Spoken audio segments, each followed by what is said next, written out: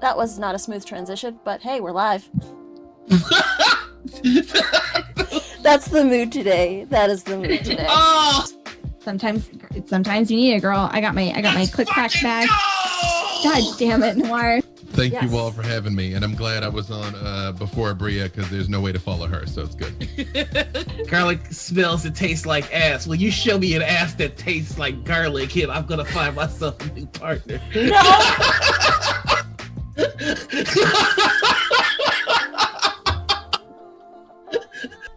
Summer of Abria. Yes. You could make someone cry over like Romeo and Juliet, or I could make them cry with a story about a werewolf giving a blowjob. And if I could do that, that's a trick to pull off. Today, your PSA is that when you watch streamers, content creators, YouTubers, influencers, you do not actually know them. You may know their name, you may know facts about them, you do not know them. This is your PSA to not be over familiar. Thank you and have a good day. And that's kind of why, I'm trying to be as unapologetic as possible, is because I'm trying to be the person that I needed back when I was growing up. A new IP comes out that's perfect for you, right? But in order for this to exist, we have to get rid of another IP. And whichever IP you replace it with, that's how big it gets. Star Wars. Bye.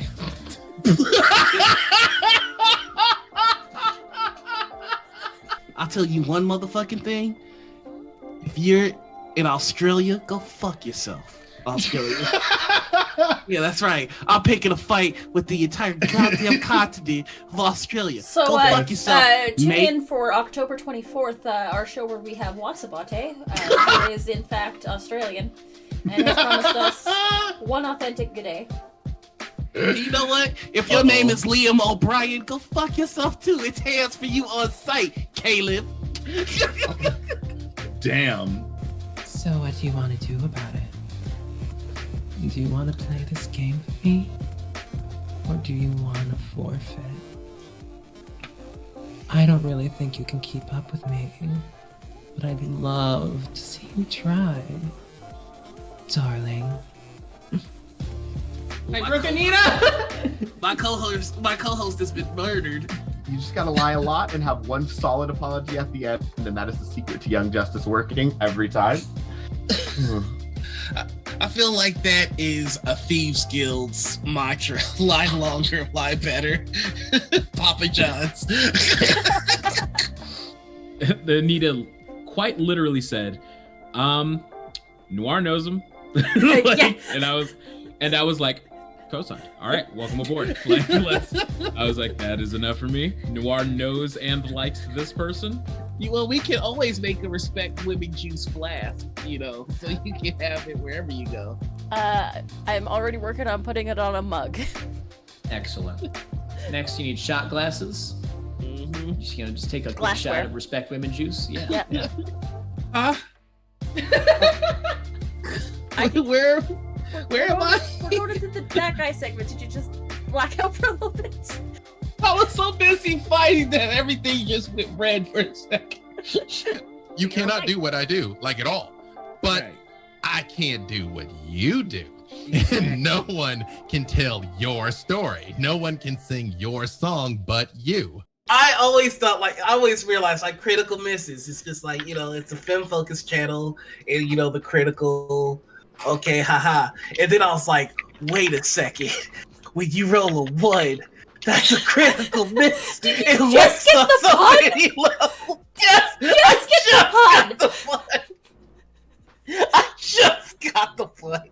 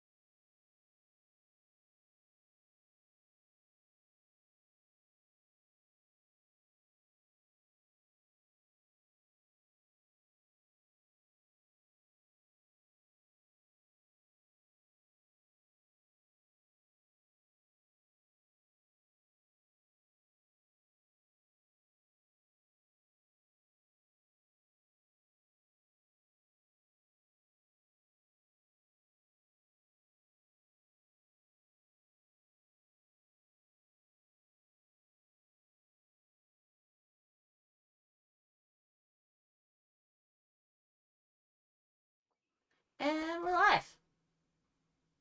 I was trying to think of something funny to say at the last second, but I couldn't think of anything. Yeah, that'll happen. Just pretend I said something funny. Hello, everybody, and welcome to another episode of Morning Ritual. We have a really special guest with us today, and I'm super excited to get into it.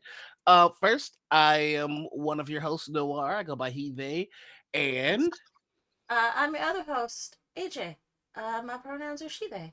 And it just updated on the overlay. You didn't see that thing that was there before. We had a discussion of this pre-show that I'm going to go and change all of my social medias after show so that everything is updated and everything has the right name on it. Because it's becoming untenable.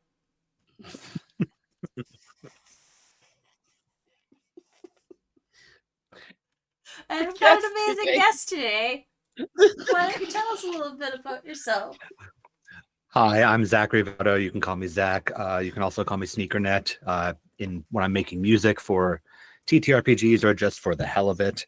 I am any pronouns that you want as long as they're not derogatory. And I am, as I say at the end of every stream I'm ever on, wherever tabletop games are played, because I have no home of my own and I just crash everybody else's and stay on their couch.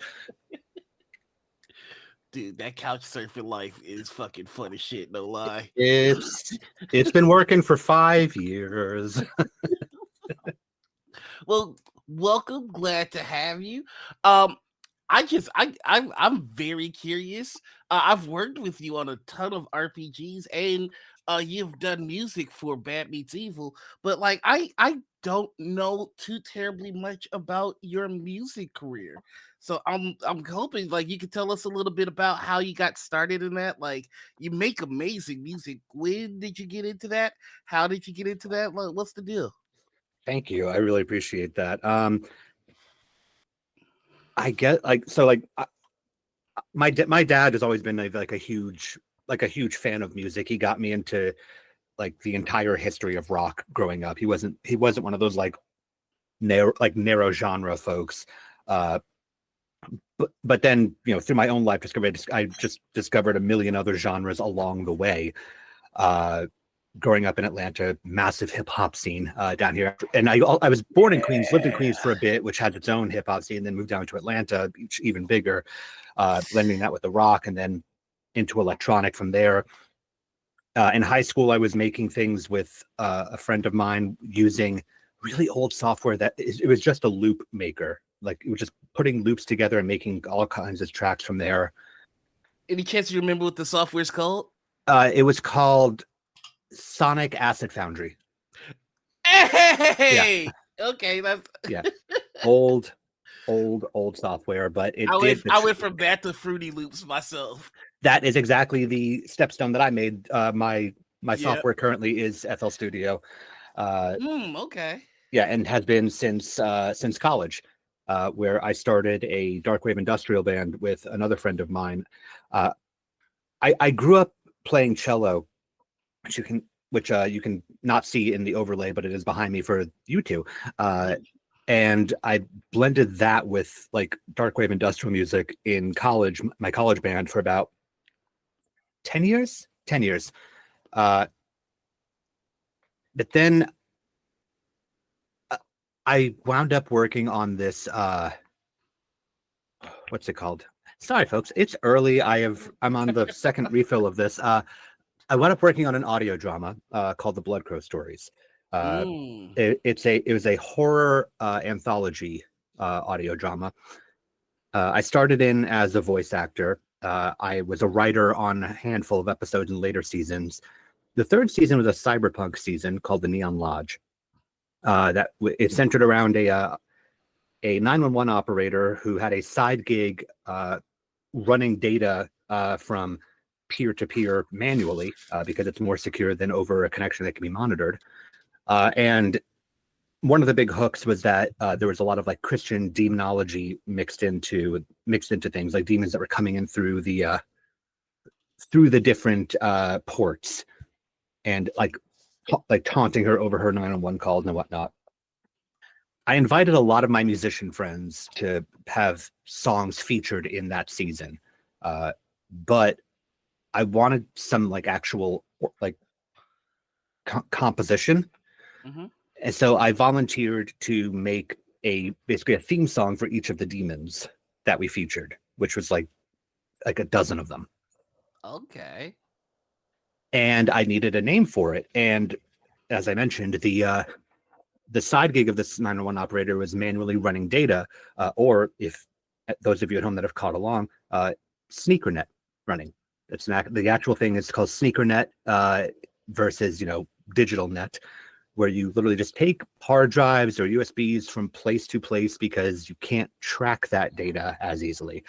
So I took it on as a project name, kept it really anonymous for a while, which I still kind of do. I'm semi-anonymous. Can I ask why? Like, what was the instinct to keep it anonymous? It just felt right. I didn't have I didn't have any sense of like, oh, I need to keep my personal life separate from this project. I don't want people. I didn't have any presuppositions that I was going to blow up and be huge, and I wanted to keep my private life. It just sort of felt right that within the theme and the mood of the project that this was sort of its own entity. And I kept it pretty anonymous until I decided to merge all my social media stuff under a single handle. But again, still kind of anonymous to a point where like it's easy to find it. It's easy to figure out who I am, but I don't just outright say it on that project. When I'm at a show, the mask stays on pretty much from the moment I go into load in until I load out.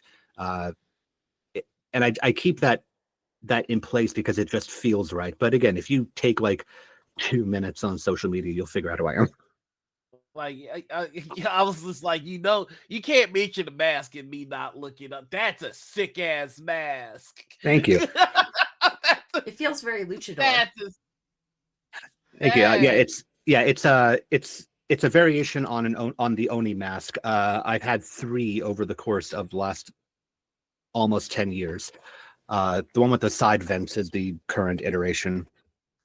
Yeah, that gives me Street Samurai feel from exactly because it came from a cyberpunk show, and so I went for the obvious visual on it. Oh, that is cool. So can I ask, like, what was your biggest show? Like, what is the show that you were like, this is a thing now? So I haven't done a lot of live shows with this project. I've done a lot of live shows with my other projects. With this one, I have done 2 live shows. The first one I did was actually last year in November with an artist called Essinger, who was touring around. But then to me, like the big one that I had was just in January, where I opened for my friend's Vision Video down at the Masquerade. And that was a very full venue from the moment that I got in, like maybe like 300, 400, 500 people. 500 people. That's the Masquerade has 4 different venues, and they have different sizes for each of them. And I keep forgetting which one is which. But yeah, about 500 people in the venue from the moment that I got in there, and it actually felt it felt like I'd actually like made it into a real thing at that point, because I've been trying to play that venue for the last 15 years in my other projects and could not. Yeah. Like there is something about the feeling of like leveling up in that way, where somebody who can give you so many no's finally gives you that yes. Exactly. We've got the basis of like your music outings and all that you've done there. How do you go from that to TTRPGs? Like how did this mixture occur? So there's actually a very easy through line on this, and her name is Ellie Collins. She's the one that created the Blood Crow stories in the first place. So I was working with her, and then right like a few months before COVID happened, like I'm talking like November 2019. When I say happened, I mean in the United States. Obviously, it was happening overseas. She had wanted to start up a Vampire the Masquerade actual play, and wanted to do it, similar, similar to, in the style of Critical Role, where it's like these, like we are friends. We're all in the industry, but we are friends. Not big names though, because like we're all still like local folk. It was a lot of people that came from the audio drama, and then other people from like the local Atlanta like industries, entertainment industries. Yeah. And we were coming together to do the show. And so January 2020, we started ATL by Night. I played a Tremere named Anton. We got through the first season, and then everything shut down. And we made the decision that, since people were making the decisions about like forming their own personal bubbles, we made the decision that, well, this cast is 5 people and the storyteller and the audio visual engineer. So that's 6 people, and that's going to be our bubble. And so we continued. I remember this. Yep. Yeah, we were in studio from jump. We only ever did digital for some like vignettes, but yeah, we were actually a pretty big show for a while, considering that there weren't like the TTRPG actual play thing hadn't exploded just yet. Mm-hmm. It was like just barely on the rise at that point, from like LA by Night picking up, and Long Beach, and like Vancouver by Night and a few other folks. Like a year later, it blew up, and everybody was doing it, as everybody realized that they had all the tools to do it virtually. But we were still in that early stage of everybody doing things in studio. Yeah. And so there we were. I remember this because our friend KP was like how like did a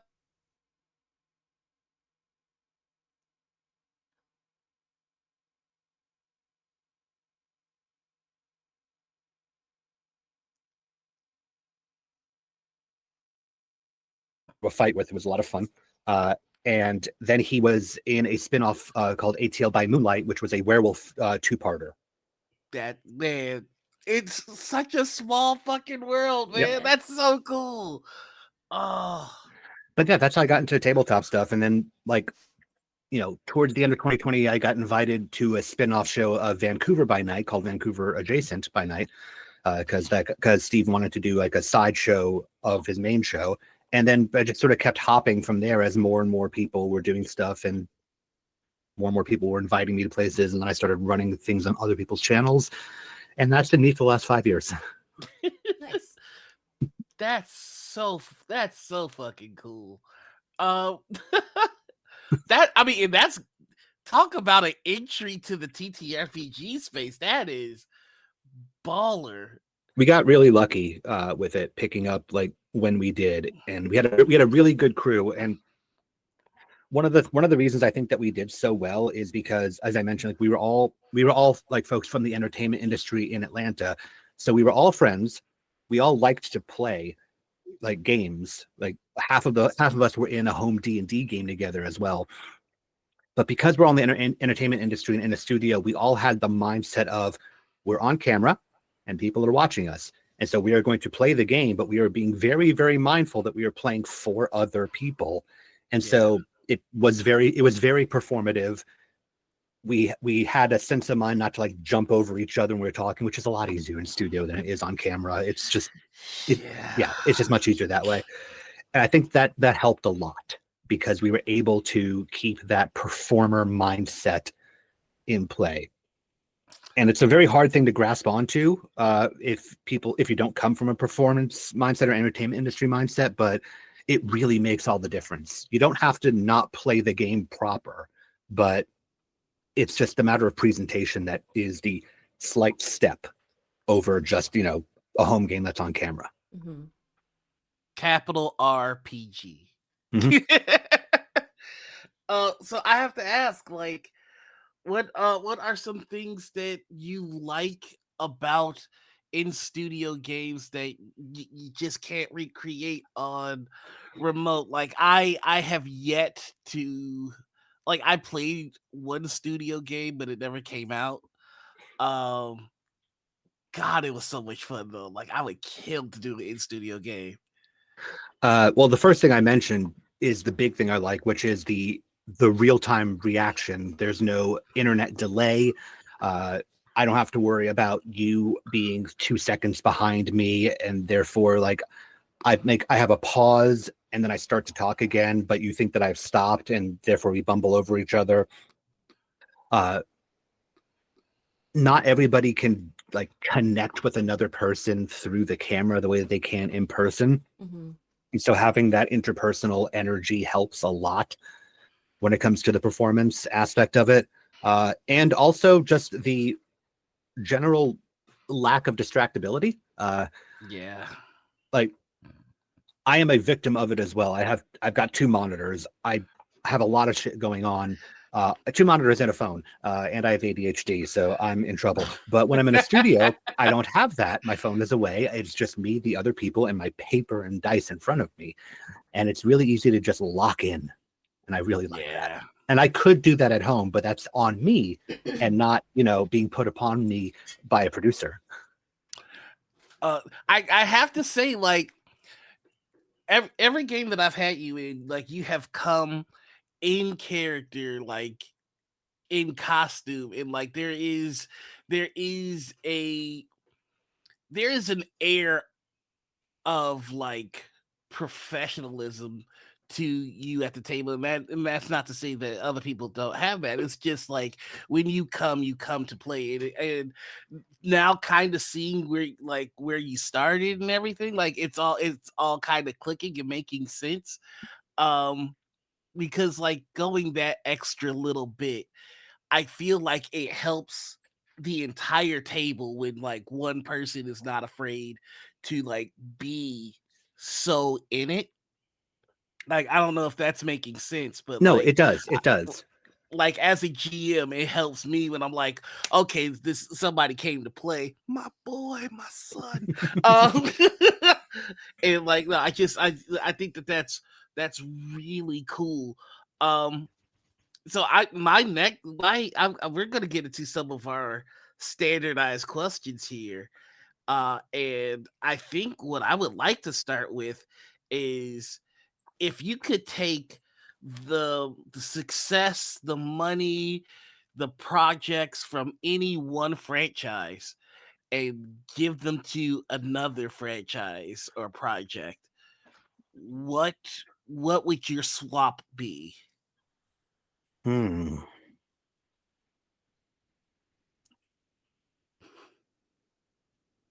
Levi goes, you always come in costume. It took nearly a year for me to get used to seeing Zach's eyeballs.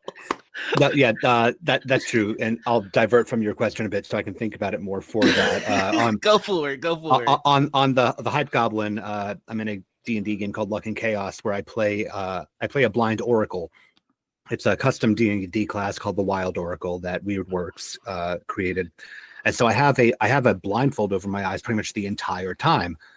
And again, from the camera on to camera off, I've got the covering on my eyes. So yeah, folks like Levi never saw my eyes until I did like another project on the channel or followed me on social media and went, wait, no, they're there. They exist. They do have eyes. Special So I'm thinking about your like the specifics of the question with like the fame or the money or the success and whatnot.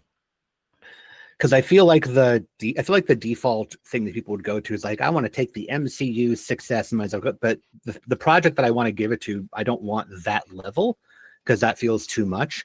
So I'm gonna focus on like the money element of it. Okay. And I want to give Michael Bay's Transformers budget to an Animorphs show. That's an on-brand answer for you. Yeah.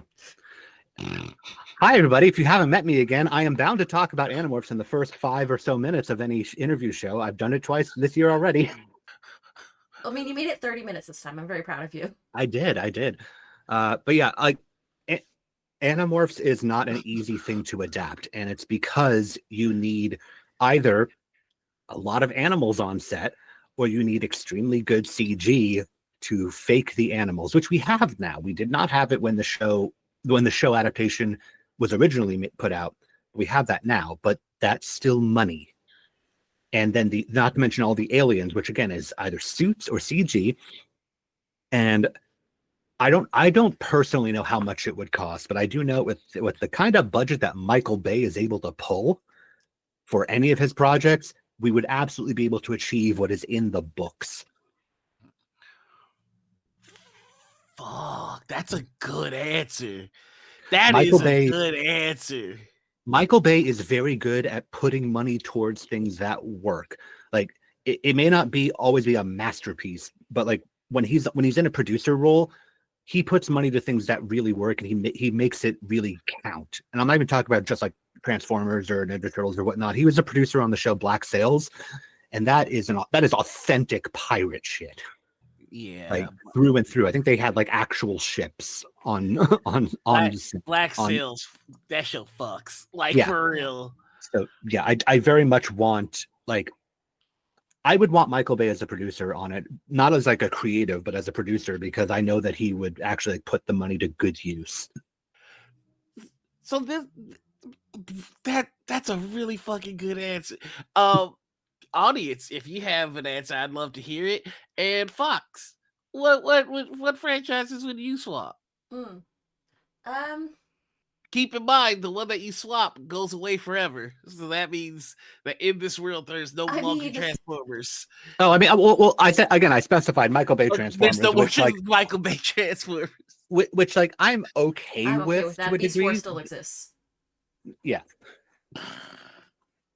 Like all the cartoons still exist. The movies were fun, but I'm not a huge Transformers fan, so I'm not going to get hurt either direction. Again, I didn't take out the entire cartoon and comic and toy line, so Yeah. I think we're fine. I would get rid of Critical Role. Give the money to Marvel. You guys gotta stop doing that. Watch Bad Meets Evil on Tuesday nights over on Althaven. We can't keep doing that. Yeah, we can. We can and we will. Let's go. Sorry, Go ahead. I'm gonna be a fucking nerd for a second because I just realized that I did something funny, but only to people that already know it. When I put Transformers and Animorphs together, they already have a history together. And because Fox, you mentioned Beast Wars, so when Beast Wars was coming out, they had put out all the toys for it. When Hasbro, I think it's Hasbro orders toys, they have like a certain amount, like that they do, like a certain number of characters. Beast Wars had about 6 or so fewer characters that they had toys for, and they needed to fill the whole order. And so they gave those 6 extra toys to the Animorphs show. There are Animorphs Transformers out there that came out during the Beast Wars. They are not good. Not they great look at silly all. as hell. But I just remembered I made a funny by saying Transformers and Animorphs because they've already linked together in history. I think I know what my new answer is for this. Yeah. I would take the money from the Pirates of the Caribbean series and give it to the 2017 Power Rangers reboot. You could. I really liked the Power Rangers reboot. I think that with more money or more security, they could have done better at going. That I think that project got shit on, and it really shouldn't have. Mm-hmm. I'll say you guys need to stop. I'm pigeonholing myself. You guys got to stop saying things that remind me of Animorphs, because when the trailer for that came out, and I saw 5 kids I saw 5 kids walking into the woods with some strange alien thing. My brain and a bunch of other people went, "Is this Animorphs?" And then it wasn't Animorphs, but I was still happy. Yo, Animorph Power Ranger crossover I'd be down. would kind of fuck. Oh yeah, that would kind of fuck. All roads go real lead well to together. Animorphs. Thank you, Fuffy Butt. All roads lead to Animorphs. Or no, I Levi. have to say, I never read Animorphs. At the time, it was like, I feel like the big 3 in terms of books around that time was Animorphs, Animorphs, Goosebumps, Mhm. and Harry Potter. Harry Potter was a bit later into it because actually, I think Yeah. Harry Potter actually kicked off around the time that Animorphs was coming to a close. Winding down. Yeah, but yeah, yeah, Animorphs and Power Rangers 100%. And then I think there was like I a was a third thing at the Goosebump time. girly. Yeah, no, totally. I still have a few of my old Goosebumps books on my shelf.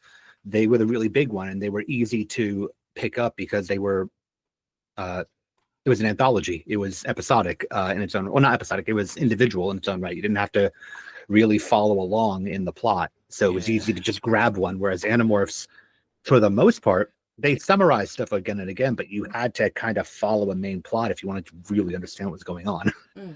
Shout out to you, R.L. Stein, for not being a problematic asshole through the ages. Yep, R.L. Stein, K. Applegate, you guys are real ones. If only some authors knew how to shut the fuck up. Hey, look, all I'm going to say is that K.A. Applegate supports her trans kid. Mm-hmm. That's all I'm going to say about that. God damn, I hate JK. So, like, no, I just, every day I wake up and I'm like, you had all the goodwill in the world and billions of dollars. All you have to do was shut the fuck up. That's it. Yeah. Can you imagine being in that situation where you've got all the goodwill in the world and the and disingenuity all the of it all. money in The fact that she does this under the guise of protecting women, but could actually have spent that money for battered women's shelters or for like making sure that homeless mothers get places to stay or any of the other things that she could have done. No. She actively legislated against trans people. That was the money. That was where that money was spent. I have a conspiracy theory that she's just mad that all her other books flopped. She's taking it out on somebody.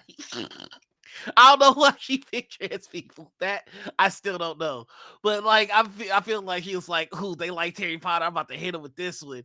And then Did it under a pen name that was a guy?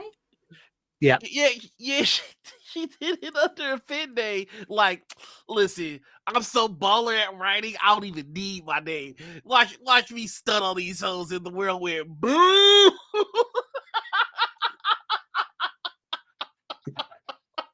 It wasn't even that. It was that people very rapidly figured out that was her. Like it took almost no time at all. It wasn't hard. Yeah.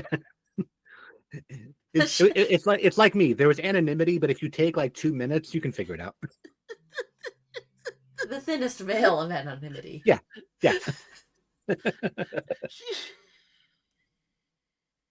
Like, imagine the confidence that you need to forego having your name on the book because you just that sure that you got it, and the whole world goes, not only do you not got it, we know it's you, and still boo.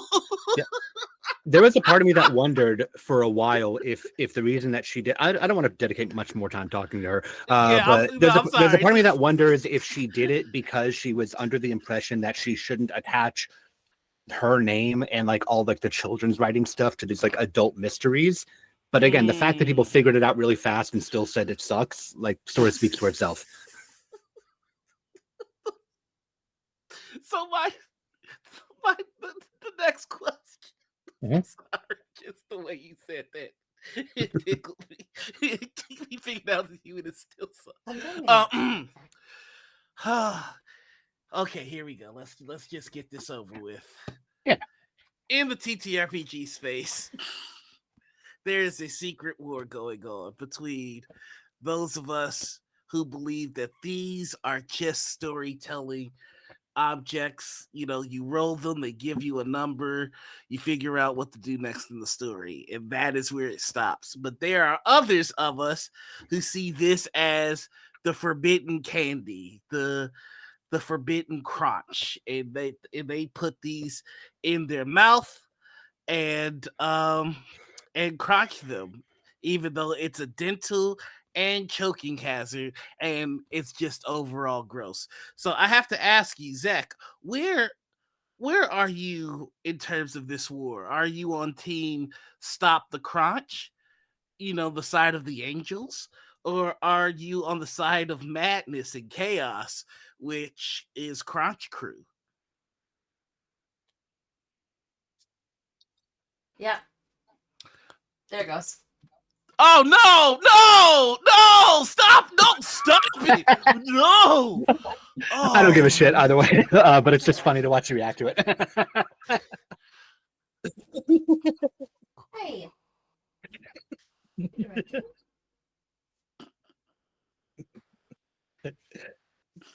Fox, I need you to host for a minute. I can't do this. I can't do this. You and Sarah, you come. I just saw that full D100 go in, and I was. Wait, you never had a jawbreaker before? Oh my god. Do you wash your dice? Asks Levi. Occasionally, if I do stupid shit like that, then yes. That's what you want us to think.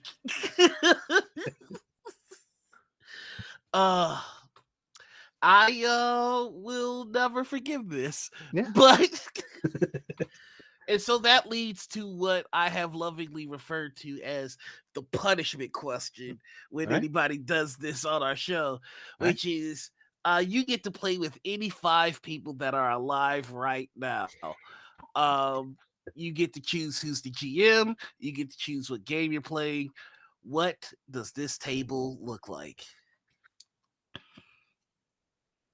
That is the punishment question, isn't it? Yeah, it is the punishment question.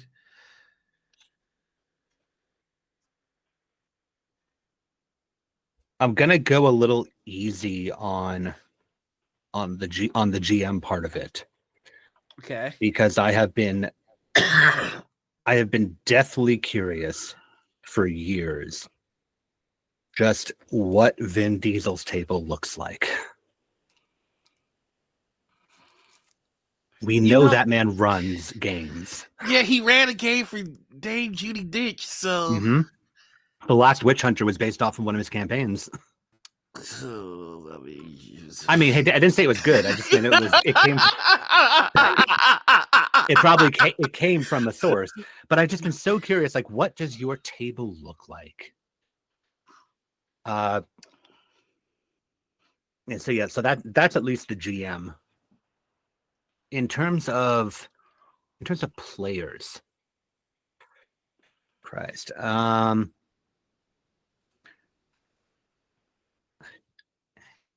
it's funny.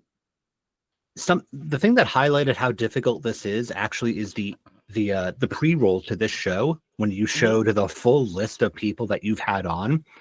I'm number 100 and something, 150 something guest, and like I know the majority of the people that you put on before this. That's how many fucking people there are, and how many like good people there are. Mm-hmm. And that's difficult to pick. I think you're 158. I'll need to double check. Yeah. That's how many people. Yeah, that's all. That we've only talked to 158 people. I mean, Only some of them twice. I still love that there's a competition to see who could come back on the most. But the race to Did you say anybody alive or dead, or just alive? Just alive. Just alive. Okay. Necromancy's reserved for people who don't crouch die. That's fair. That's fair. I'm gonna make it easier on myself, and I'm going to take all 150 something of those people out of the equation, and I'm gonna stick back with what I said before of authors, mainly because just in sitting here trying to think of it, I thought of this amazing Twitter and Blue Sky account that has like the Midnight Society of Horror authors all together. And so I would want to get like a mix of authors and like a bunch of, individual storytellers to see how they would do. So I want to get folks like Clive Barker in there, Richard Kadri, I don't know how Stephen King would do in that, but I'm just curious. I know that he'd be a monologuer. Fuck. He would be a monologuer like hell. I'd probably want to get like some comic folks in there. This one, I said I was going to eliminate all like the TTRPG folks, but this guy kind of has an overlap. Kieran Gillen. Yeah. Die is such a fun game. Yeah. That's 4. And then probably somebody like another author like Grant Morrison. I'm just I'm picking people out of thin air at this point because I don't actually know the answer, so I'm just picking authors. It sounds like your table is GM'd by Vin Diesel with Clive Barker, Stephen King, Karen Gillan, and you just said their name, but I forgot. Richard Kadri and Grant Morrison. I don't know if this table is gonna be good. This might be the worst table I've ever been at. I think the problem's gonna be Grant Morrison. Like, if we're being honest, probably. Grant Morrison has more DM energy. That's true. I just love the idea of Vin Diesel being the GM and trying to wrangle a bunch of writers. Yeah.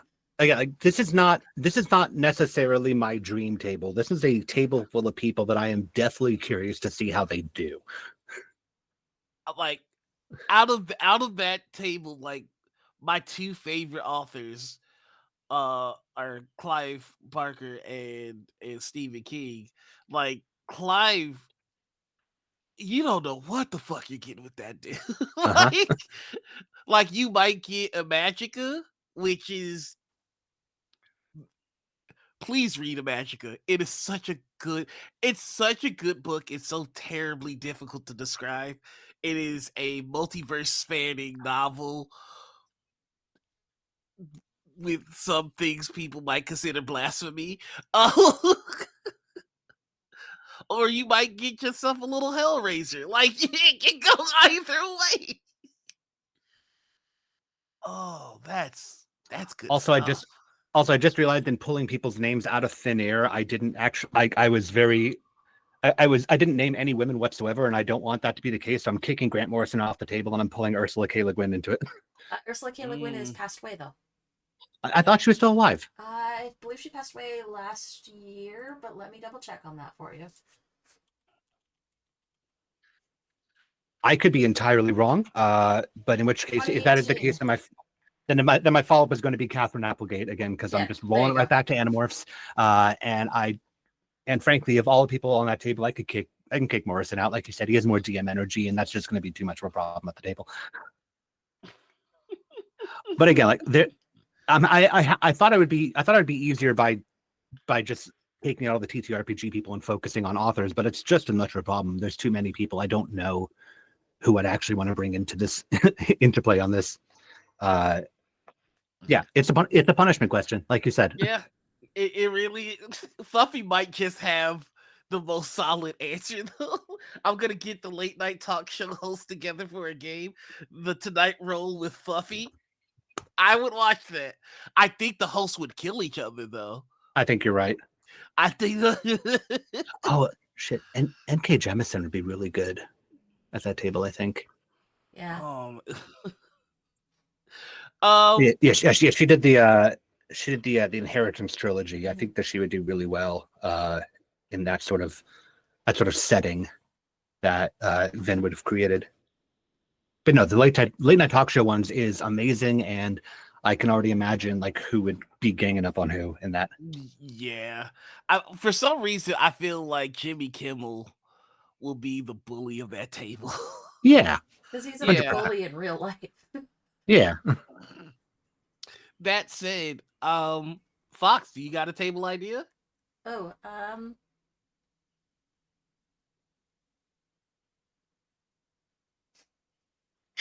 I know what mine is, and it's real cheap and easy. Like, you can go for yours. The cast of Sinners. Nice. I just want to be around them. I want them to say nice things to me. Do you want Ryan Coogler to DM?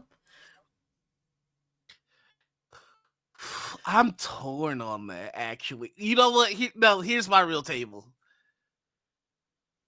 I would GM, and the table would include Ava DuVernay, Ryan Coogler, Jordan Peele, Spike Lee,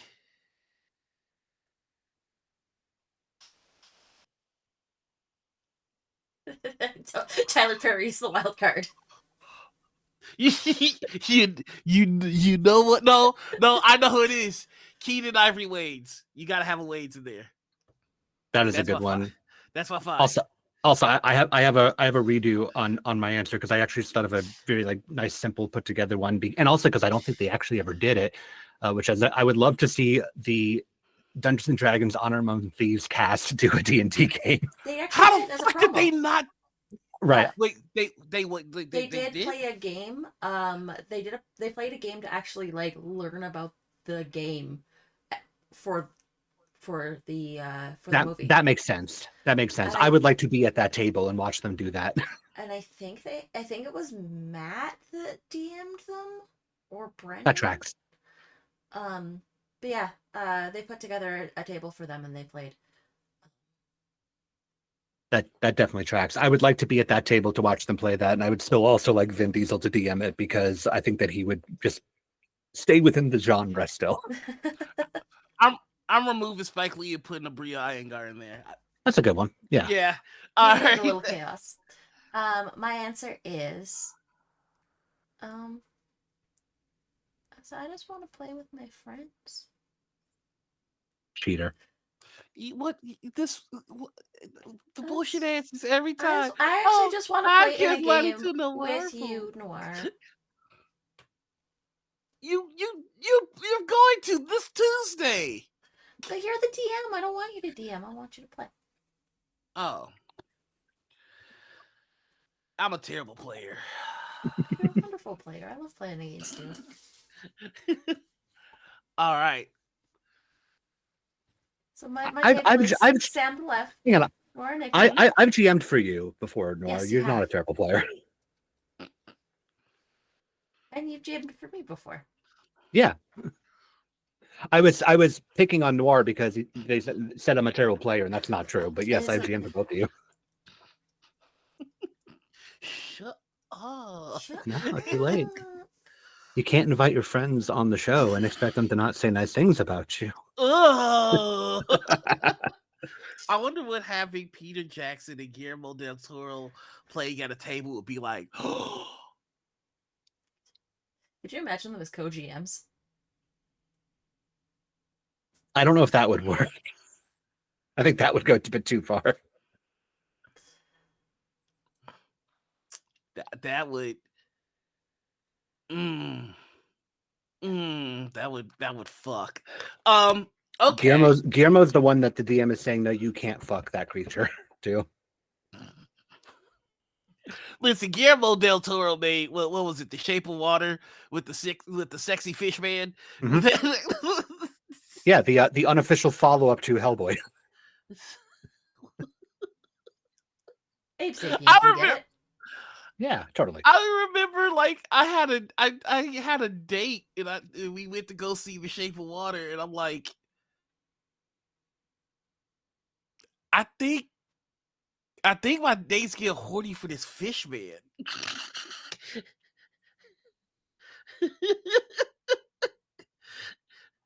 Thank you, Fuffy. See, Fuffy's out here getting my back. All right, so.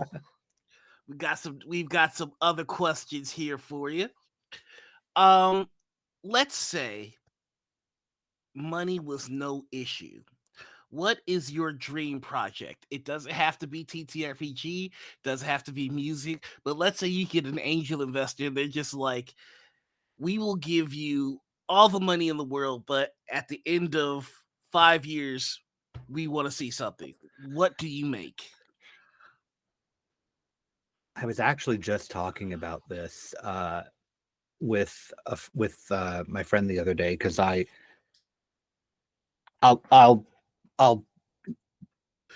hop into this from multiple conversations. I saw Sinners a couple of nights ago. Absolutely amazing movie.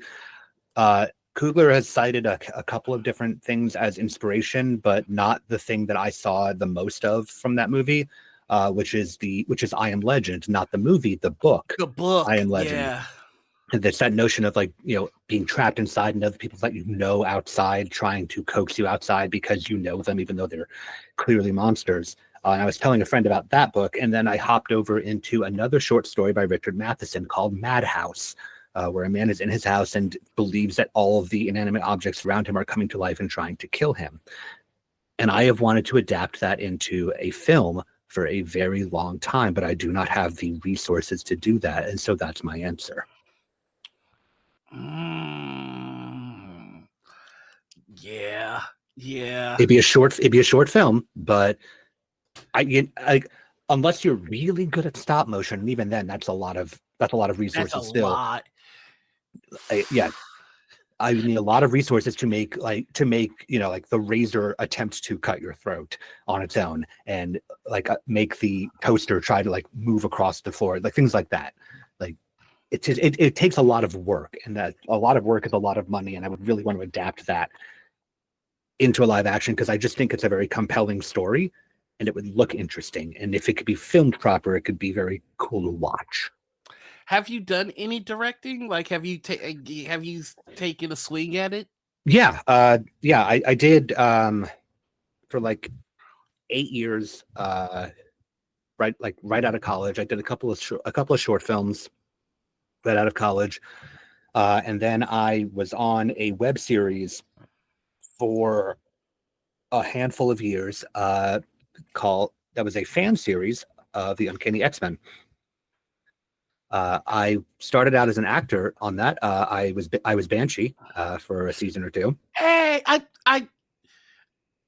I know of a X-Men short film project that I saw. No, this is not a short film. This is 4 or 5 seasons of shows that we made, that were live action. It's through something called Throwback Studios. Studios with a Z because he was cool like that. And it was just called the Uncanny X-Men. And I wound up directing a handful of episodes from it. The one I'm most proud of is I did what might be currently the only live action adaptation of Mojo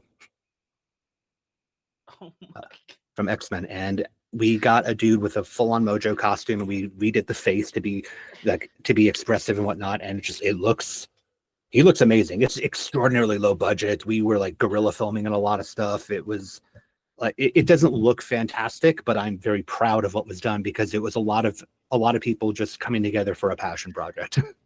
And I think that some of the writing and directing and acting came out really well. I watched this. Yeah. As me. I'm not the creator of it, but I was a major producer on it for a while. I put a good bit of money into it and wrote and directed and acted. This is bonkers. Yeah. I didn't even have to look it up. I just went back to my old subscriptions and yep, there it is. Yep. Oh, this is this is so fucking cool. We're learning a lot of Zachlor today.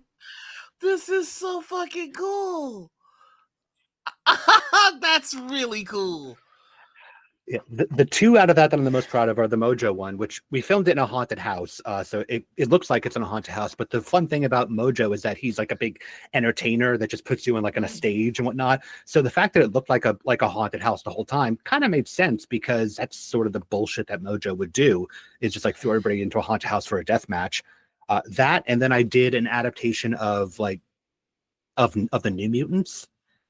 In particularly, I did an adaptation of a story involving Quentin Quire and Jumbo Carnation and all the kids together, and sort of the division that formed between the two of them. And it came out like a very horrific after school special, and I really liked how that came together. Is this why you have the Magneto helm? No, that's not why I have the Magneto helmet. I got that later on. Yeah. Here's how fucked up this is. I do remember being on a forum. I think it was comicbookmovies.com. Yeah, I remember that. Where I was ragging on the New Mutants movie, and I was just like, a bunch of YouTubers did it better than this. And I got posted to Weird.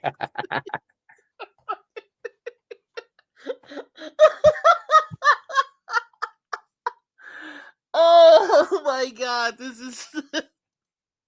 is really fucking cool. I'm so sorry for geeking out right now. That's awesome. That's really fantastic. It's wild. This is not the first time it's happened where like somebody that I know or somebody I've run into has randomly been like, wait, I know that. And that it's really validating because like, again, this is like just some like low budget, no budget, like fan film stuff. And the fact that people actually did watch it and remember it is really cool. And I do know for a fact that, oh Christ, what is her name? The producer, like she was like the big executive producer for Fox with X-Men. Oh, Amy something. No, not her. Oh Donna. no, I'm thinking that's Amy is the Spider-Man producer. Yeah, no, Richard Donner's ex-wife. Yeah, God, I can't remember for the fucking life of me, but I know who you're talking about. Yeah. Point being, I do know for a fact that she was at least aware of our stuff. Yeah, because we kept going like, why are y'all ashamed of the comic book stuff? These fucking nerds over here, like, you know, doing their best to do comic book accurate shit, and it looks better than the fucking black jumpsuit bullshit that you're giving us. Give us the fucking costumes. It took how long for us to get Wolverine in a fucking... Sorry. We know for a fact that Bishop showed up in that Days of Future Past movie because we did him first. Like it's a tiny little claim to fame, but we know for a fact that she was watching our stuff, or at least was being made aware of our stuff, and that we did have some level of influence in the form of the producers wanted to know what people actually wanted to see, and we were one of the sources that they were looking at to see what people actually wanted to see. So they should have given y'all some shine. They did in the tiniest bit, which is for the Logan movie. They invited the actual creator of our show to interview all of them. Okay. Yeah, so did a little bit. That's actually when we found out about all of it. We found out all about it when Logan was coming out, and Eric Green is his name, was invited to interview all of them, and he was told this by other people. That's so fucking cool. Yeah. That is so fucking cool.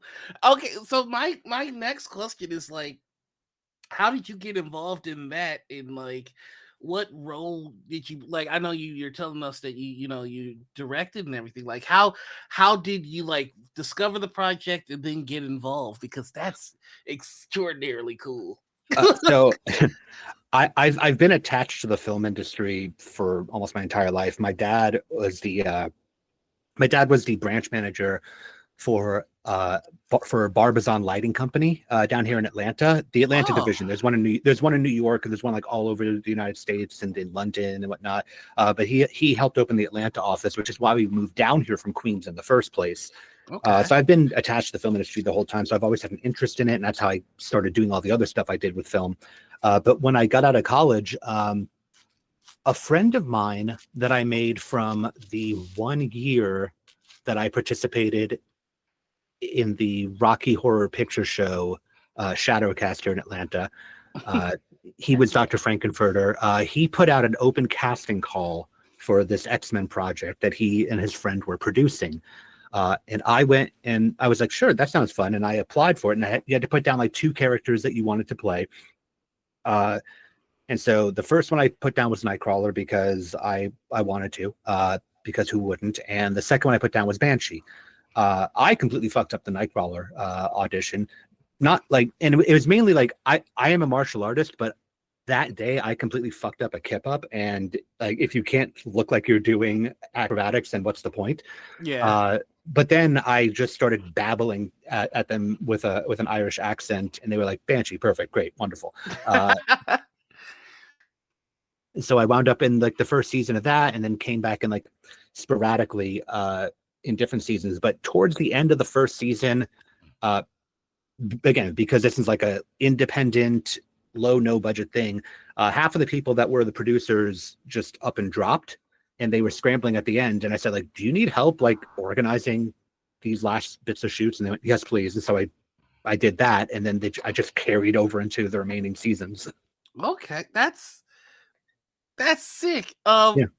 Grave has a really cool question that I want to ask you here. Yeah. Because if you could have been in one project, show, movie, etc., without the public realizing it, what would you want it to be? You get none of the fame, recognition, but you do get the experience. Mortal Kombat.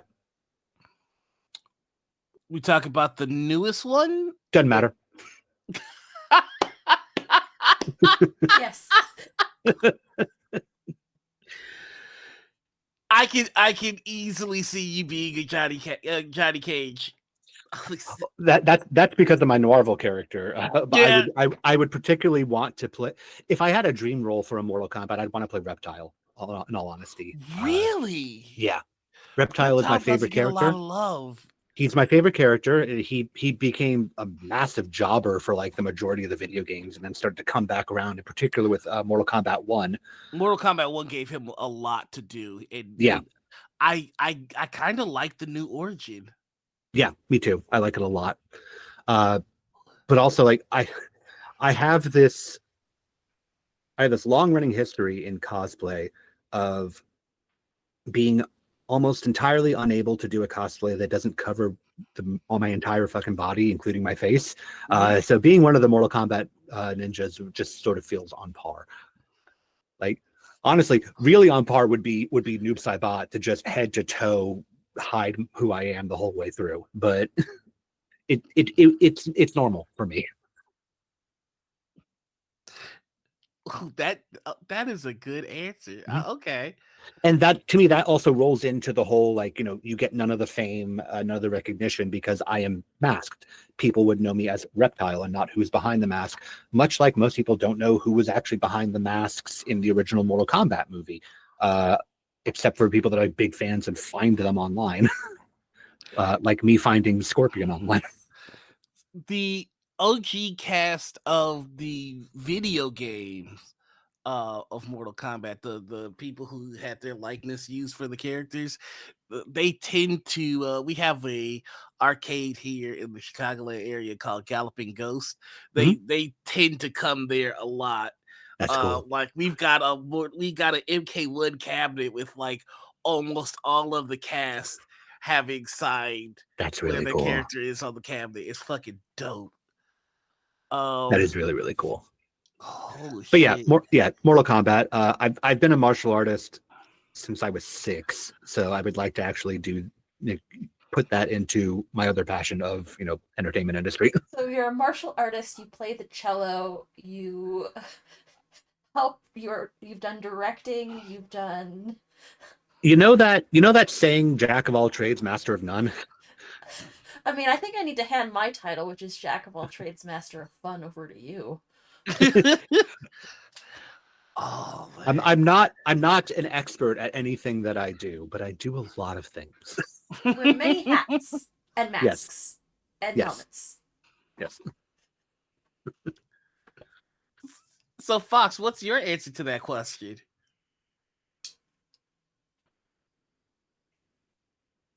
Oh, I mean,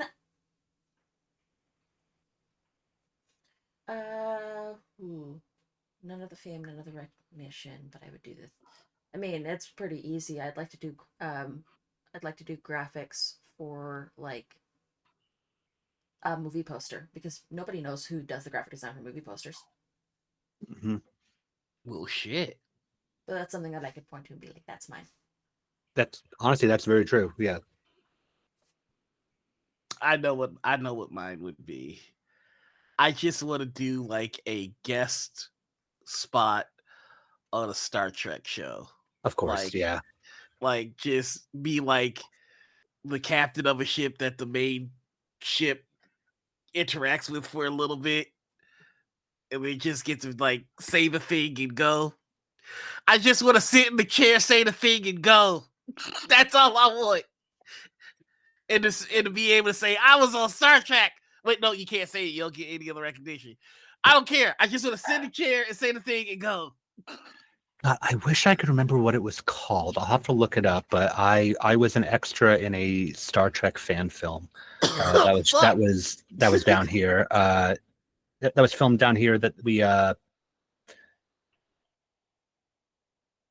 can't remember what the hell it was called anymore. But it was literally just a background thing. I had no lines. I literally like walked through one of the doors and behind the main people, and that was it. But it was mainly because all of my friends were working on this project, and they're like, "Do you want to just like walk through in the back?" Like, yeah, I'll do that. Go walk on. Pretty much, yeah. I'm gonna have to look up what it was called if I can even find it anymore. But it was not the one that got really controversial. That's the only thing I remember. So ATL has a very healthy movie scene. Yeah. I mean, obviously, like all of the Marvel stuff is shot down there. Yeah, in 2008, our governor put together the Georgia film tax credit program, and like we had a decent film industry down here already. Mhm. A lot of things were shot down here, but we had that kick in, like Tyler Perry setting up studio down here, and then Pinewood opening up and Marvel moving in down here, and Walking Dead took over an entire town, Senoia, Georgia. Literally, like you go to that town, and like just outside of town is like the big season 3 compound that you can just drive through. The downtown of Senoia is Woodbury. They have like gift shops in there that are dedicated to The Walking Dead. We've got a lot here in Georgia. That big peach logo. Mm-hmm. Chicago, step it up. What are we doing? Would you ever want to work in the film industry? And if so, what would you like to do there?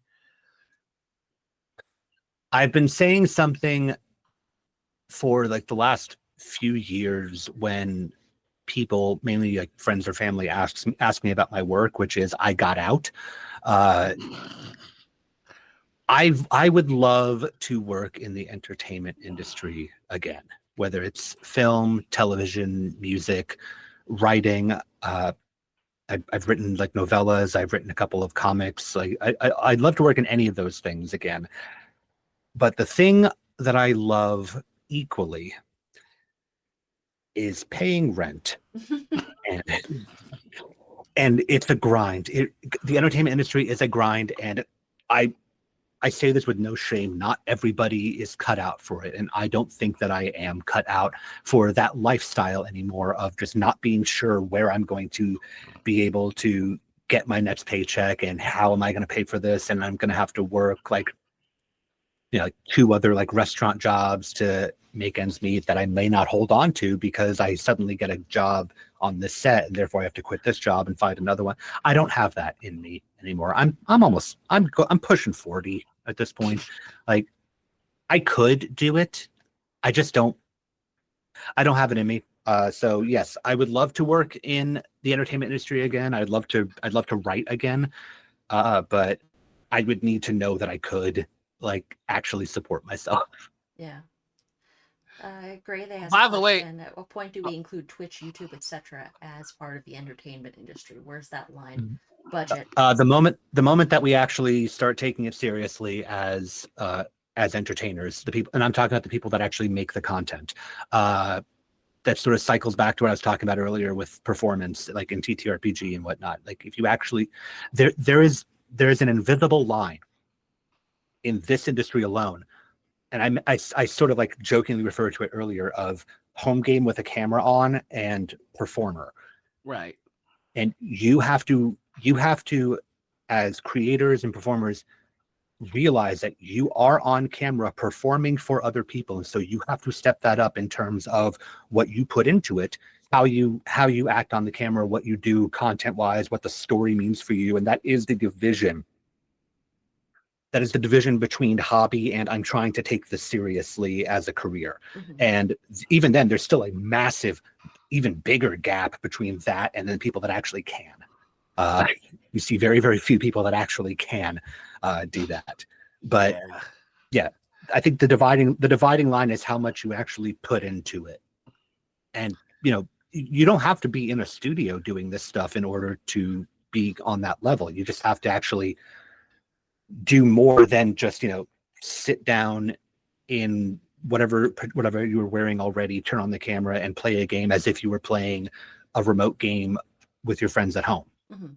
Be mindful of the performance that you're doing. Be mindful of the product that you're putting out.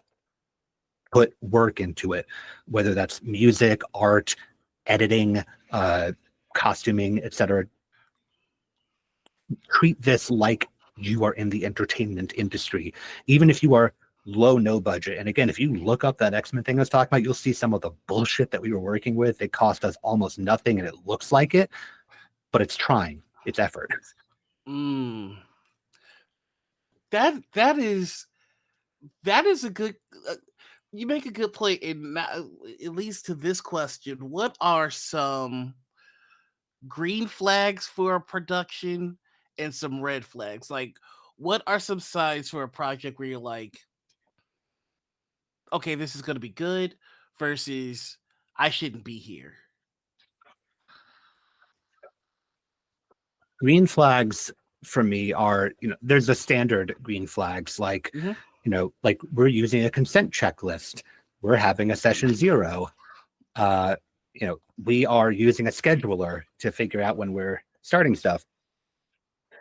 Red flags for me are therefore the lack thereof of those things, but it also comes in, for me, like a big red flag with production, and I may still participate in these productions, but I will notice it forever, is a complete inconsistency of start time or air date even.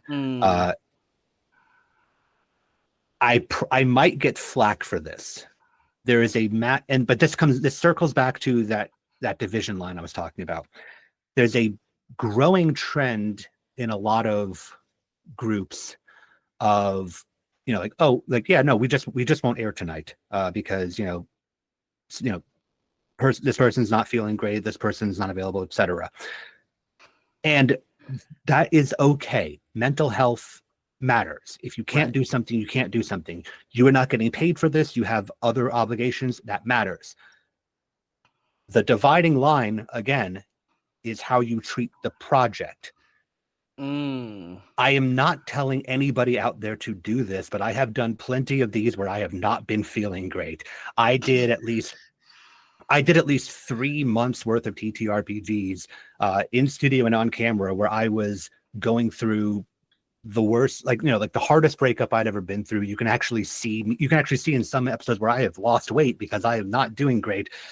But I come from that entertainment background of you do it. And therefore that's what I put onto myself. And therefore, you know, if I absolutely couldn't do it, then I would have called out. I would have dropped from the project the same that I would have with any film or television thing. But if I am going to not schedule myself to do other things, if I'm going to not schedule myself to do other shows, to work on music, to have a social life, because I have said, like, oh no, I'm dedicating this day and this time specifically to do this project. And then we get to the day and suddenly, like, hell yeah, we're not going to do it. It's like, cool, there's 4 hours that I could have already done something else with my life in. And as a personal thing, that's me. That's me. Okay. I want the amount of dedication that I am going to put into a project to be present from the project itself. Nah, I feel that. I think that is one of the bigger advantages of pre-record, because that all happens on the back end. Yes, 100%. And it's never audience facing, and I think, like, still not great. You know, like, I've suffered. I can be a lot more forgiving if it's pre-recorded, though.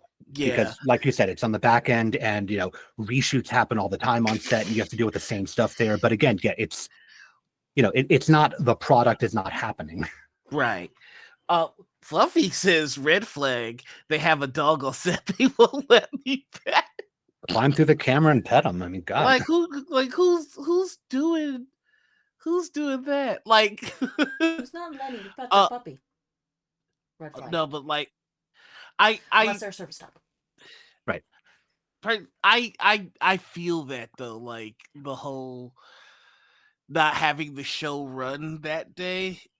I think that's kind of why I wanted to do comic books, because comic books you can explain somebody away really easily. Yeah, 100%. I think the only other medium that you can get away with that is wrestling. And I think that's why, like, if John Cena doesn't show up that night, people will be disappointed, but you're still getting the show, you know? And I want to point out that, like, when I say red flags, that also doesn't necessarily mean I am not going to work with that, because I come from the entertainment industry, and some red flags are workable and excusable sometimes, which is not a popular sentence. Like, I think that's actually, I think you bring up a good point in that, like, it's not a popular sentence, but I think it needs to be one that is a little bit more. I think folks need to digest that a little bit better, which is like, I think often in this space we let perfect become the enemy of good. Like, you know, I get what you're saying. Yeah. Yeah. No, I definitely get what you're saying. And I think that also is, I think that's also sort of that dividing line again that I mentioned. Like a lot of people that are professionals in the entertainment industry have to work with people that they don't want to work with. They wind up working in situations that they're like, I don't particularly like this, but they have to some degree. Should they have to work with those people? Should they have to work in those situations? Ideally, no. The whole industry has to change for that to happen. And in the meantime, it's adapt or die. Gravy brings up another interesting point. Imagining understudies in actual plays. That'd be amazing. That would fuck. I kind of like this idea a little bit. That would be very interesting, treating actual plays like theater, where it doesn't actually matter. And I don't know if as an industry we're ready for that. Treating it like theater to where it doesn't actually matter who's playing the role. It could be the main actor or the understudy, because a lot of us have our names attached to our characters so much. But you know, Noirville, you bring in like Marvel characters sometimes, like actual Marvel characters, and it technically doesn't matter who's playing those Marvel characters per se. I'm trying to put myself in the position of a player who's like, I can't make it, but like somebody else in the Discord is just like, I watch every episode. I can be that character for a day. And like, how would I feel? Like, I don't know how I would feel about that. How about you two? Like, if somebody's just like, you know, I can play Crash for a day. If it's pre-established ahead of time. Yeah. Much like in theater, if it's pre-established ahead of time that there are understudies, and if you can't make it, the show must go on, then I would be okay with it because I've agreed to it up front. But if on a whim, suddenly somebody was going to play my character, that would suck. I'd feel a bit weird about it because also there's no script. It also feels like it because you are a player, and that is your agency being taken away from you. Right. But again, though, like if you were playing a pre-established character, like an actual Marvel with an M, not with an N, character, like Magneto or Cyclops or Daredevil or Storm, if you're playing one of those, to me, it could be a bit more It could be acceptable and anybody, yeah. understandable because that character comes with a pre-locked persona Yeah. and a pre-locked history. And anybody could play that. And it might still suck if like I was going to play Moon Knight and then I couldn't make it and somebody else steps in to play it. But it's not my character. We have a lot of personal agency and creative agency in the characters that we create. Not everyone can play Crash. Or Bigby. Right. I'm sure some people could play Crash, but yeah, like they wouldn't necessarily do the same stuff that I do because I don't always know what I'm going to do. Creates a different. It's just such a strange concept that I never would have thought of. That like, you know, I think that it could work if you are a channel or a show that is playing. What's it called? I've forgotten the word, but it's basically a pre-packaged adventure with pre-gen characters. Oh, a module. A module.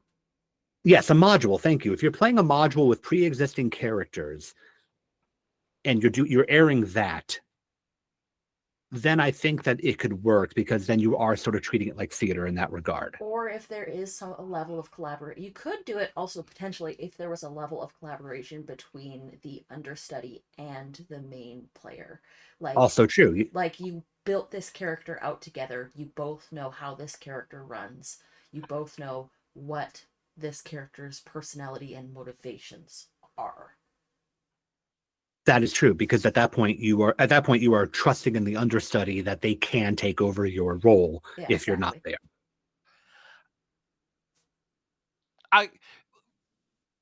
Now this just becomes a mental exercise of like, I like this because I think the thing that you got me really hooked on is I don't think the industry or the space is ready for that.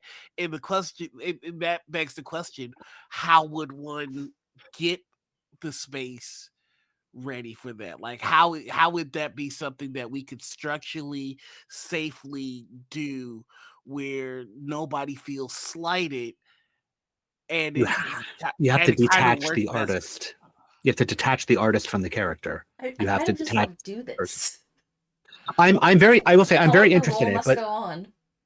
But well, it's also not just the industry, like internally, it's also externally. The audience, I don't think, is also ready for this because you know, imagine if Sam Riegel couldn't make it for an episode of Critical Role, and so somebody else stepped in to play one of his characters. The audience would have a shit fit because it's not just the character; it's the actor that they came for. But if you design a show with that preconceived notion.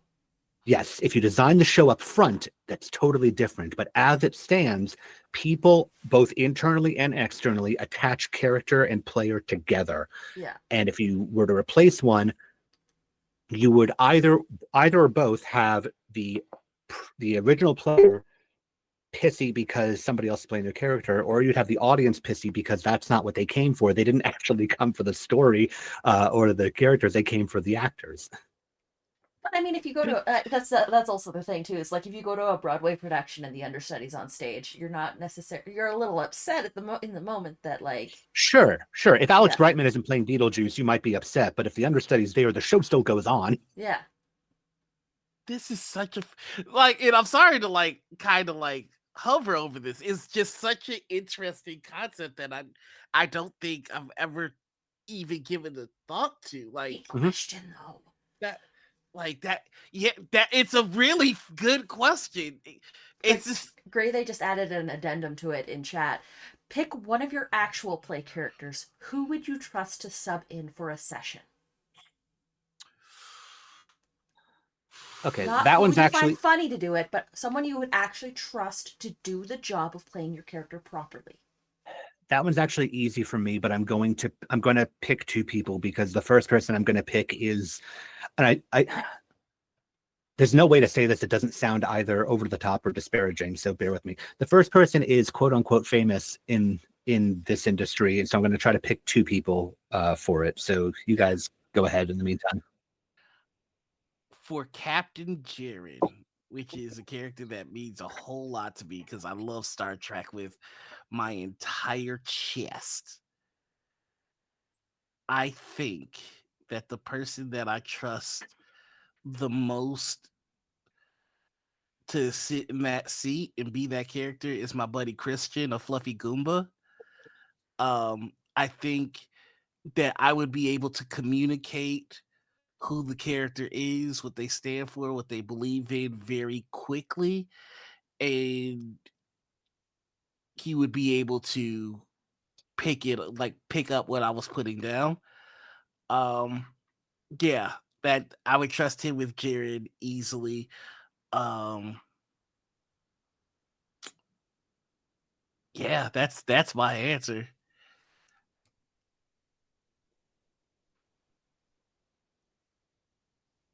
I'm still thinking on who the second person is for mine. To play Bigby. Would I trust to play Bigby?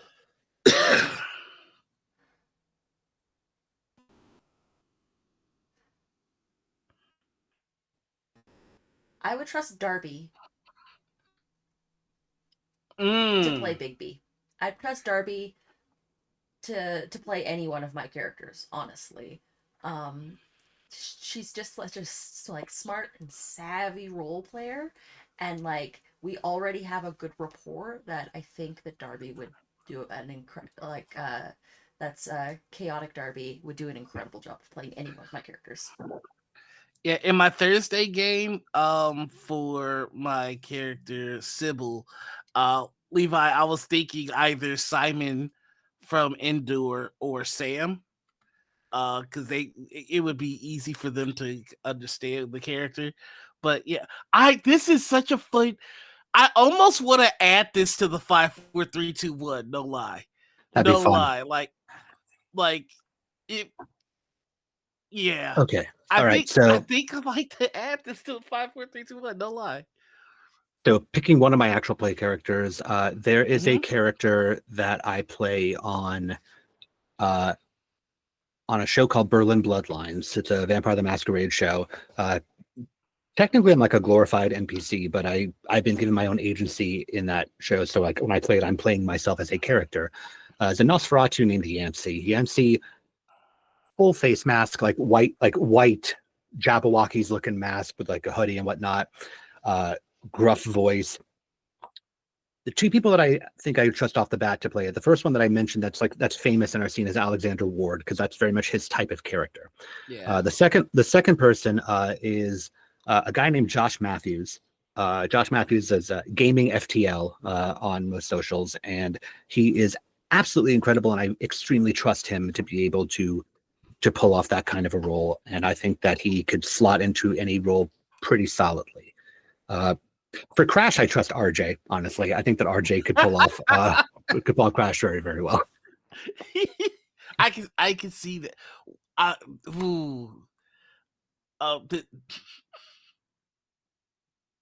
This might just inspire a body swap episode. I'm not even gonna hold you. I'm not even gonna hold you just to see. Because this question kind of makes me realize how much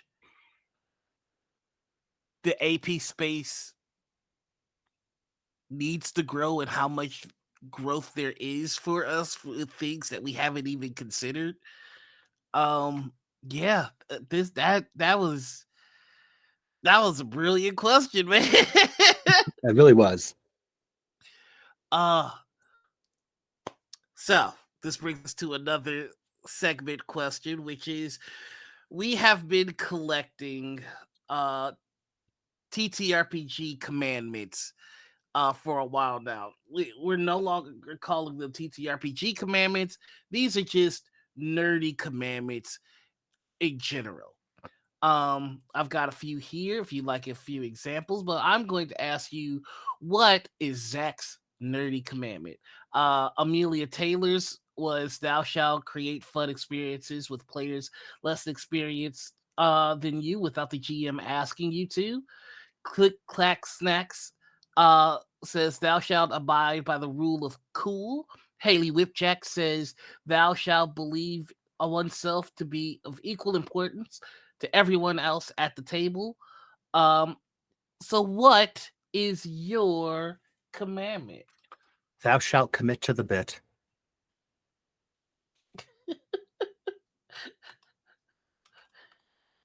Yes. Whether that is the character that you have put into play or the situation that you have found yourself in, commit to the bit.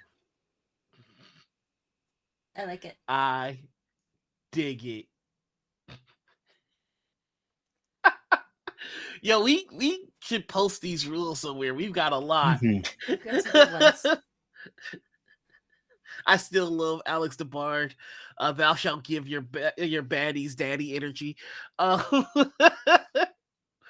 right, and now I'd like to offer to bring back a segment. oh, and what is the segment? Petty Prime Time.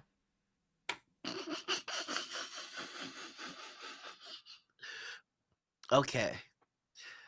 So Zach, Petty Prime Time. Let me. This is where we give you the chance to subtweet in real life. If there is someone that is bothering you, this is where you get to air it out to the camera Without naming names. without naming names. This is just you IRL subtweeting and getting it off your chest. And if you'd like an example, one of us can go first, so you can see what it's like. I've got one ready if you need a sec to think. I am thinking of the proper wording, so go for it. Mine is less of a subtweet and more of an actual tweet. It's there's an election coming up in my country, and the pre-election's already done. The actual election day is tomorrow. Hey folks, just a real quick, don't go off poll projections and think, oh hey, well the poll projections say that my team's gonna win, so I don't have to vote. No, you still have to vote. Go and vote. Or else you'll become the 51st state. I'm so sorry. Our choices are between the guy that wants to be the governor of the 51st state and the guy that wants to run Canada. So, like, the guy that won't get security clearance because he doesn't want to be muzzled. And the guy that actually ran our banks for a while. During 2 recessions. And got us through it relatively unscathed. Just think about it. Mm-hmm. I can feel the fear. I'm so sorry. I'm really worried. We actually had a very good turnout for our advanced polls.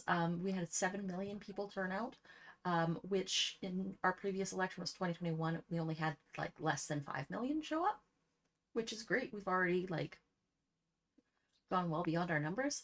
But yeah, if you see those poll projections and you think, oh well, they're gonna win anyways, let's not vote.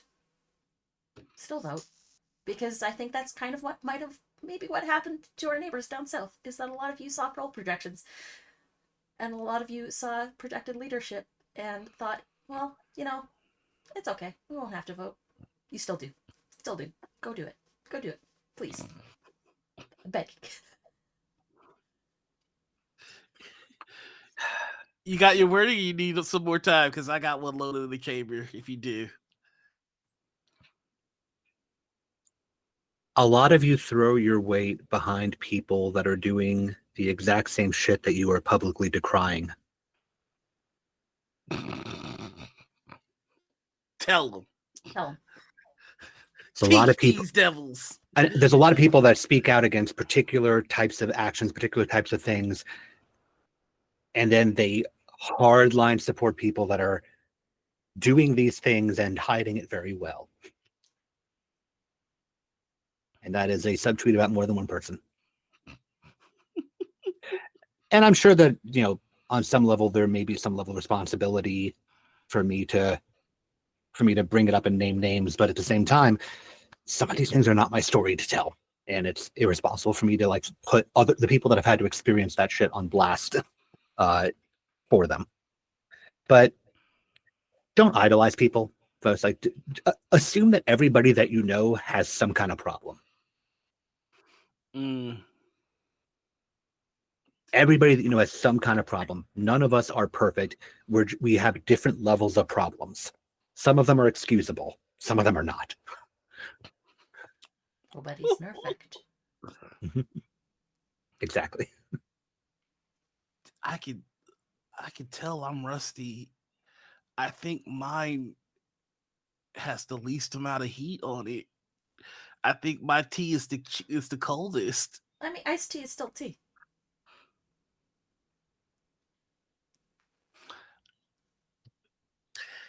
Black excellence is all around us right now, and we're seeing anti-blackness in every facet surrounding it. Take a look at how Vulture talks about Sinners versus how they talked about Once Upon a Time in Hollywood. Yeah. Don't just talk about supporting Black art.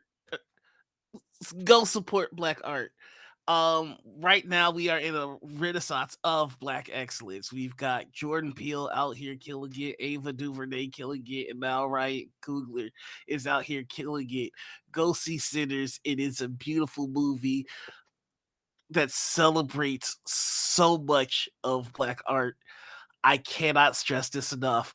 Please don't wait for it to come out on streaming services. We need to push the message. Ryan Coogler was able to negotiate for first dollar. He was able to negotiate for final cut, and he was able to negotiate getting the rights to this movie back in 25 years. This is massive for Black art. Absolutely. Go support this film, please. That is all I have to say. Ryan Coogler was on an interview recently where he not to expand on what you said by using just his words. He was on an interview the other day where the interviewer was talking about how like Sinners is like one of the top grossing Black directed horror films, and like how Black Panther was one of like the highest grossing movie made by a Black director. And Ryan Coogler said, yeah, Black Panther was also the highest grossing movie of that year in general, but nobody said that. They keep focusing on the fact that it's like they minimize it by saying, oh yes, the highest directing Black directed movies. Like, but Black Panther dominated the entire box office that year. Yeah. Like the Vulture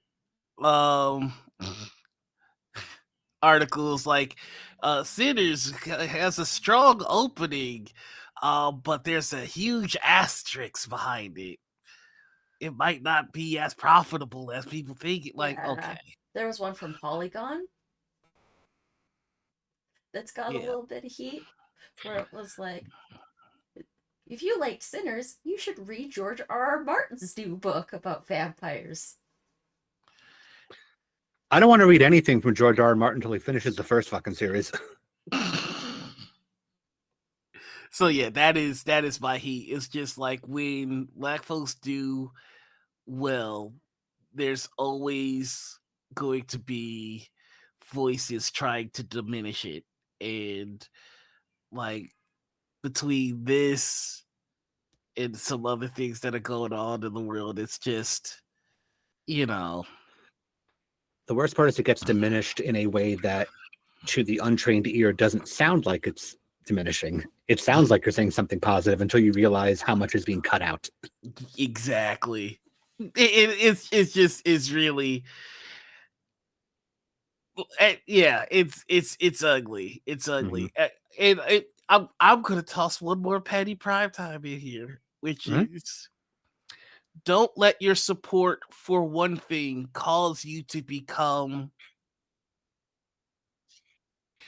Don't let your support for one cause lead you into becoming the enemy for another cause.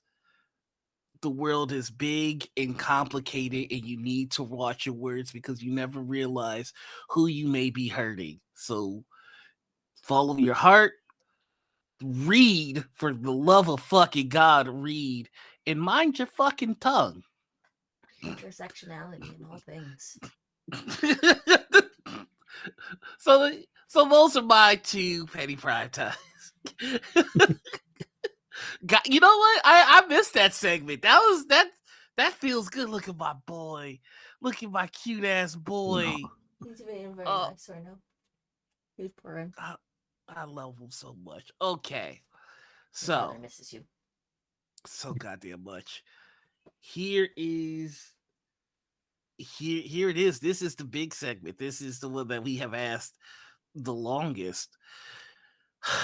Which is, if you've been in the TTRPG space long enough, you have probably had the displeasure of playing with a that guy.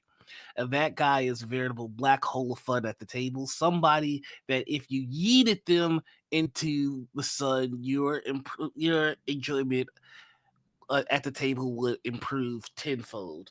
So, Zach, have you encountered a that guy? I have had the great fortune and pleasure of seeing that guy at other tables that I have not been at. By proxy, I have perpetually worried that I am that guy to some people, because it's one of those things of, hey, if nobody else around you is doing it, is it you? But at most tables I've been at, I have not had to immediately experience that person doing that thing. I have seen that person at other tables, and I have been lucky enough to not be at those tables. But what you're saying is absolutely correct. Like there are some folks that just, one way or another, pull all of the fun out of what's happening because they pull all of the focus to them or to their problem or to whatever is going on. Yeah. Yeah. I'm actually glad to hear that you have not had to play with that guy, as that can be a soul-sucking experience.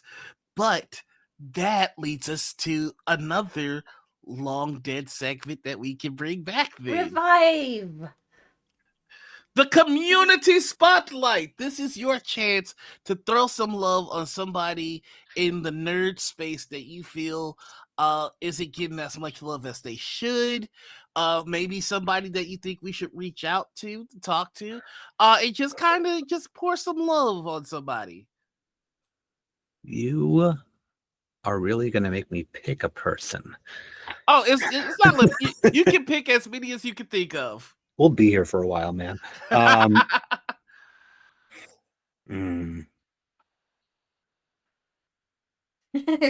button, I could use some attention. No, I'm good. You should have Noir on this show. I really should, you know? Honestly, listen, I've heard about this guy, this Noir guy. He's a pain in the tuchus. Like, don't. 158 episodes back to differ. Christ. Honestly, I'm gonna take an easy out on here and name a person that I continuously name because it makes her scream at me.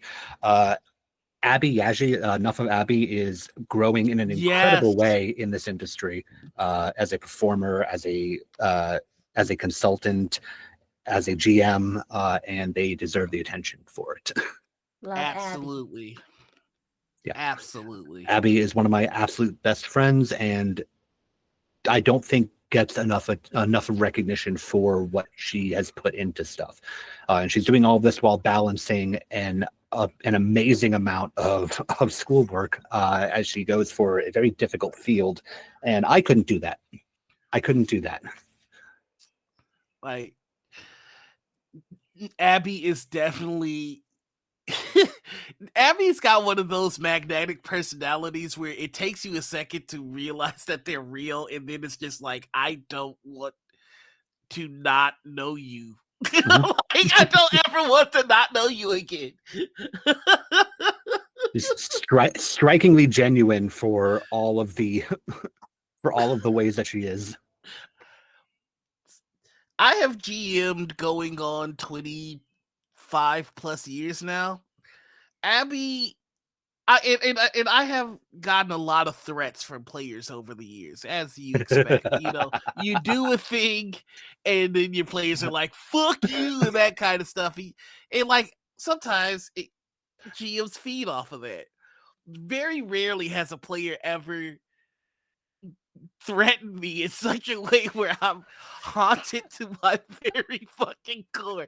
Zach's She's laughing because disarming. he knows exactly what the She's fuck. disarming. Abby looked me dead in my eyes and told me, "Fuck you for what you did to me. I am going to impregnate you and leave you a single parent." And then described it to me in disturbingly meticulous detail. Oh my god.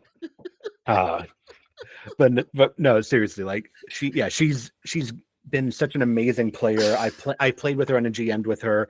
I nominated her for I nominated stuff that she did for like a couple different crit awards because she did a one shot of Changeling the Lost on the Hype Goblin channel, and she did a 2-shot of 10 Candles on Twisted Fates, where a bunch of us got eaten by dinosaurs. It was wonderful.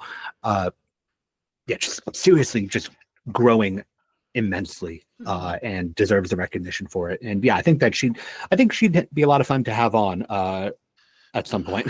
I'm scared, honestly. That's reasonable. You should be. That's 2 hours. 2 hours for her to threaten me. Who do you want to show off as your community spotlight more? Ooh, that's a toughie. Flurb, I didn't expect you to turn the question around on you. Yeah, I didn't expect. When have I ever done that?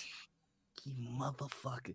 I'm gonna take a cheap way out, but I genuinely mean it. My shout out are to mods in general. Like if you step up and help a creator that you like and help them maintain their community, like I don't think that we take enough time to like step back and really like kind of shout them out. Like the mod team for Stream Punks also do a lot of work for Sam on the side. They've volunteered to help me out. My mods, AJ, Who's Your Kid, Sphinx, like, just shout out to the mods for like being real ones out here. Because sometimes they have to see a lot of horrifying shit. And and that's just one less thing that the streamers have to deal with. So thank you guys for that. Yay. It's a thankless job a lot of times. Yeah, for real. Like it's and I mean it, they see some horrible shit. Like yeah, they're the difference maker. Mods are arguably another difference. The entertainment industry, with the entertainment industry, depending on volunteers for critical work rather than paid staff. Yep. Interns. My favorite dinosaur is the Stegosaurus. Spine tails, motherfucker. Good choice. My community spotlight's actually going to go to someone who is about to graduate. Is Sir Heckalot. Sir Heckalot's about to be Dr. Heckalot. Doc Heckalot! Are they at 80%, 90%? What percent should be at? So they are going to be graduating. In 1 week, in just over a week. They posted on the Critical Miscord about it. And they're going to be doing a streamathon on May 3rd to celebrate their Doctor of Veterinary Medicine. And I honestly owe them a lot because they helped with my boys. Yeah, they did come in clutch. Like when we found Holmes, he looked like somebody He was took jacked up. a fish fillet sized chunk out our boy, but we were able to get him back Now up and right. he's big and chunky. Yeah. He's the biggest boy. But I think, yeah, that is it. So we leave the last word, as always, with the guests. Is there anything you'd like to say? Anybody you'd like to shout out? You want to tell the folks where they can find you? What's good? Yeah, you can find me over on pretty much every social media and every music streaming platform at Sneakernet or Sneakernet Music. I've been putting out various things over the course of the last few years. A lot of songs just for the hell of it, a lot of theme songs and some scoring for different TTRPGs. I'm also the theme song for one of AEW Games shows, the Bronami Code. So yeah, you can find me a lot of different places. I mentioned the Crit Awards earlier. You got like 3 more days to nominate people. And if you go to my socials, you could see me begging you to nominate me for Best Instrumental for one of those. So please hear my pleas if you haven't already nominated people. And also nominate people in all the other categories too. There's a lot of them. There's a lot of people in this industry. I said earlier how I'm number 150 something, and I know most of these people, and that's ridiculous. So I'd say definitely do that. Beyond that, I'm just working on a lot of different things all at once. I've got stuff coming up on Noirville eventually, but I've made music for Bad Meets Evil that you've been hearing in the background as well, and there'll be music for other stuff in other shows as well. I'm GMing some things. I'm playing in some things. I'm wherever tabletop games are played. Not this Tuesday, but next Tuesday, Crash and Burn will be airing on Althaven, where you will get to meet Crash for the very first time in his origin story, and I'm super excited for that to come out. So it's all coming together. That's amazing. All right. Well, that is our episode for today, everybody.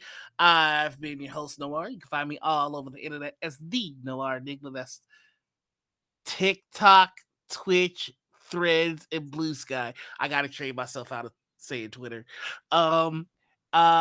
Every Monday you can find me over on Althaven. This week is Noirville week, so that means that Monday is Stream Punks Presents. We'll find out who Wilson's Fisk new enforcer is and what exactly is going on with the shifters. Tuesday, you'll find episode 2 of Bad Meets Evil, where we get to see the first canonical appearance of Moment, as well as another special guest. Also on Tuesday is Big B and Dash for our Stream Punks Coffee subscribers. So check that out. If you are a coffee subscriber and you're like, which one do I watch? I let you know the VOD is accessible for you either way, but we always re-air our Bad Meets Evil the next day at 11:30 on Althaven. So if you want to check out Big B and Dash and then save Bad Meets Evil for the next day, feel free to do it. Thursday, find me on Crit Hit Chronicles for our Tales of the Valiant game, and then Friday is none of your fucking business, and that's me. I've been your other host, AJ, or Fox. You can find me here. We're working on updating the socials, and I'll be telling you more about things that I've been working on when some NDAs get released. Because I have one project that I've done and I've worked on and I've been paid for, but I can't talk about it because I'm still under NDA. No, fuck that NDA. Tell us. I can't say it. Tell us. Fuck it. I want Do to get it. rehired, so I will not say a thing. All right, I'll do it. Fox is working on the Superman movie. No, I'm kidding. God. Fox has been cast as Kal-El. Yeah. Hell yes. I'm doing the mocap. But that is it, everybody. Thank you so much for stopping by and joining us. Until next time, the ritual has concluded. Bye.